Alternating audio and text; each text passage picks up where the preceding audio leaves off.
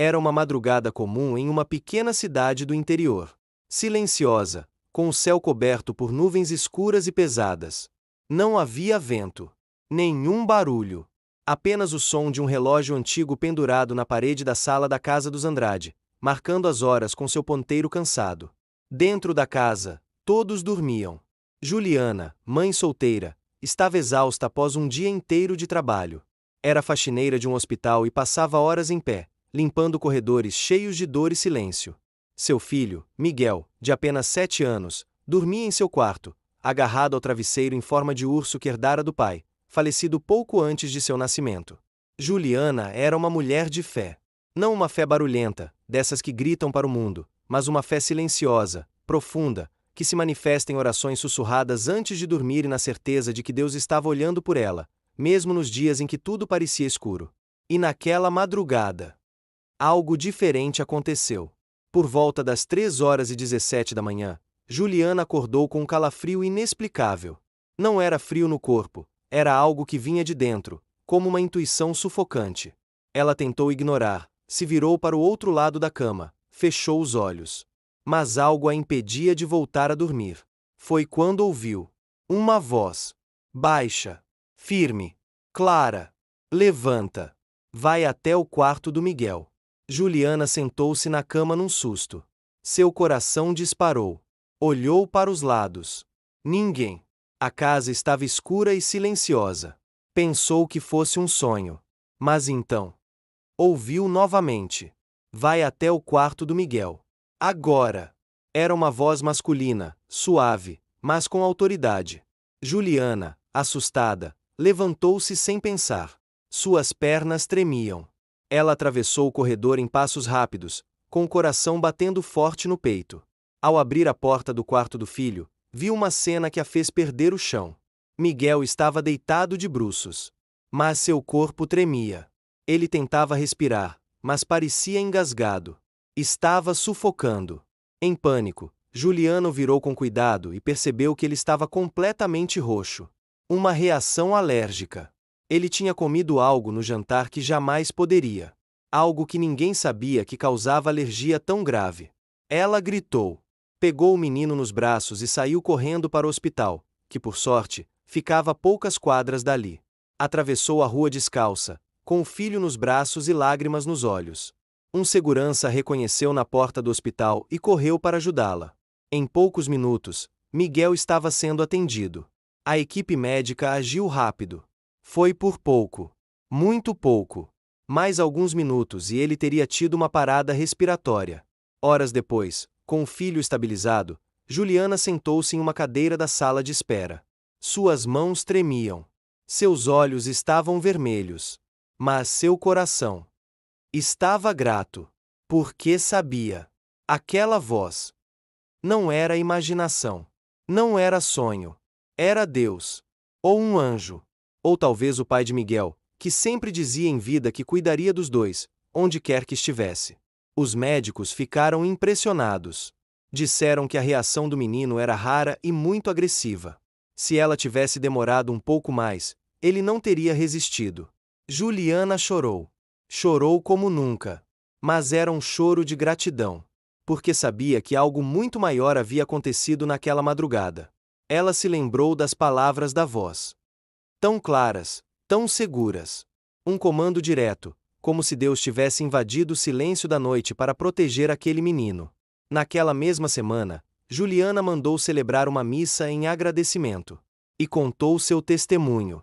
Falou sobre o alerta divino, sobre a voz que salvou seu filho, sobre o milagre que presenciou. Algumas pessoas duvidaram. Outras se emocionaram. Mas nenhuma delas saiu dali indiferente. Meses depois, Miguel passou por uma bateria de exames. Descobriram que ele tinha uma alergia severa a um conservante presente em um molho que havia no jantar daquela noite. A partir daquele dia, Juliana passou a preparar todos os alimentos do filho com um zelo ainda maior. Mas, mais do que isso, passou a ver a vida com outros olhos. Não era mais só sobre manter o menino alimentado ou protegido. Era sobre algo maior. Era sobre reconhecer que existe um mundo invisível agindo ao nosso redor. Que existem alertas silenciosos, sussurros do céu, sinais que nos livram da dor. A história de Juliana e Miguel se espalhou pela cidade. Virou tema de rodas de conversa, foi contada em igrejas e chegou até a ser citada em um programa local de rádio. Mas, para Juliana, o que importava mesmo era ter seu filho nos braços. Saber que ele estava vivo. E lembrar, todos os dias, daquela madrugada em que uma voz vinda do alto rompeu o silêncio. Para salvar uma vida.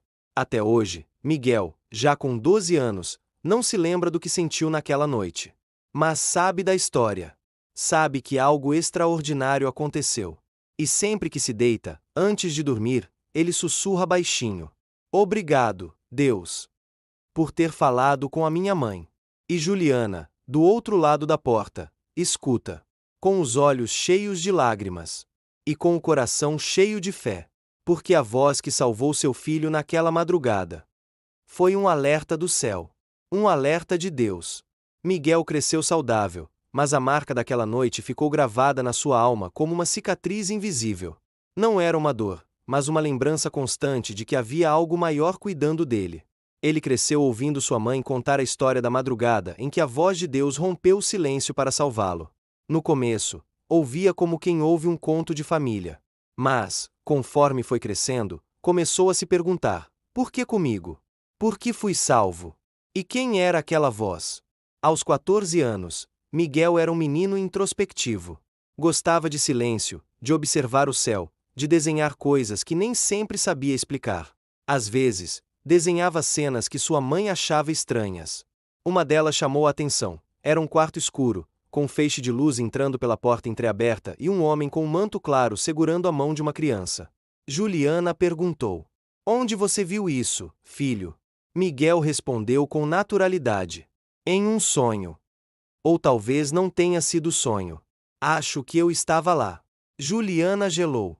O desenho parecia retratar exatamente a noite do sufocamento. E a criança parecia ser ele mesmo, menor. O homem de manto, ninguém sabia dizer quem era. Mas Miguel disse que, no sonho, ele chamava o homem de voz. Só isso, voz. Desde então, Juliana começou a prestar mais atenção nos sonhos do filho. E foi então que aconteceu algo ainda mais misterioso, algo que ninguém poderia prever. Algo que traria um novo alerta. Em uma madrugada chuvosa, Miguel teve um sonho perturbador. Sonhou que estava em um hospital. Cadeiras vazias, luzes piscando, e uma mulher chorava muito perto de uma maca. A maca estava coberta por um lençol branco. E uma criança estava ali, imóvel. Miguel se aproximou no sonho e, quando levantou o lençol, levou um susto, viu o próprio rosto. Mas não como era agora, era como se tivesse 7 anos de novo. No sonho, a mulher que chorava segurava um pedaço de papel, um exame de alergia. Miguel acordou suando frio. O sonho parecia tão real que ele se levantou e foi direto até a mãe. "Mãe, eu tive um sonho esquisito. Acho que é um aviso. Acho que alguém vai passar pelo que eu passei." Juliana, mesmo assustada, ouviu com atenção. E mais uma vez sentiu aquele velho calafrio que a acompanhava desde a noite do milagre. Na semana seguinte, Juliana decidiu visitar uma antiga colega de trabalho do hospital. Ao chegar lá, ouviu a notícia. O filho da colega tinha acabado de ser internado por uma reação alérgica gravíssima. Tinha 7 anos. E o que mais a abalou, o menino só sobreviveu porque a mãe ouviu um barulho estranho no quarto e acordou no susto. Juliana caiu em prantos. Foi até a colega e contou seu testemunho, incluindo o sonho do filho. E quando descreveu o hospital do sonho, era exatamente o mesmo onde o menino havia sido atendido. Coincidência? A cidade voltou a comentar o caso. Miguel passou a ser visto por alguns como um menino com sensibilidade espiritual. Ele não gostava desse título, não queria ser especial. Mas começou a entender que sua vida tinha um propósito. Que ser salvo naquela madrugada não era apenas sobreviver, mas sobre avisar. Ele passou a escrever um diário com seus sonhos, visões e sensações. E, mesmo jovem, foi convidado para contar seu testemunho em uma escola. Ao final da apresentação, uma menina o procurou e disse: "Eu também ouvi uma voz. Na noite em que meu pai foi salvo de um acidente. Era uma voz que dizia: volte para casa agora." A partir dali, Miguel começou a perceber que existem pessoas que ouvem, mas não falam. Gente que recebe sinais, alertas, mas tem medo de parecer louco. Por isso, ele decidiu criar um canal de histórias. Não um canal comum, mas um lugar onde histórias como a dele seriam contadas. Onde vozes, intuições, sonhos e milagres teriam espaço. Juliana o ajudou. Gravaram o primeiro vídeo com o celular simples que tinham em casa. Contaram a história da madrugada, da voz, da alergia, do sonho. E o vídeo viralizou. Comentários vieram de todo o país. Pessoas relatando ter ouvido vozes, pressentido tragédias, salvo filhos por intuição, escapado da morte por segundos. O que começou com um milagre se tornou uma missão. Miguel, ainda tão jovem, tornou-se um mensageiro dos sinais. Não um profeta, não um curandeiro, mas alguém que ouvia o invisível e falava sobre o que muitos sentiam, mas não sabiam explicar. E toda vez que recebe uma nova história, ele faz o mesmo ritual, se ajoelha, ora e diz: Deus, se for para salvar mais alguém, pode falar de novo. Eu prometo que vou escutar. Porque, para Miguel, tudo começou com uma voz na madrugada. Uma voz que mudou sua vida. E que continua ecoando até hoje.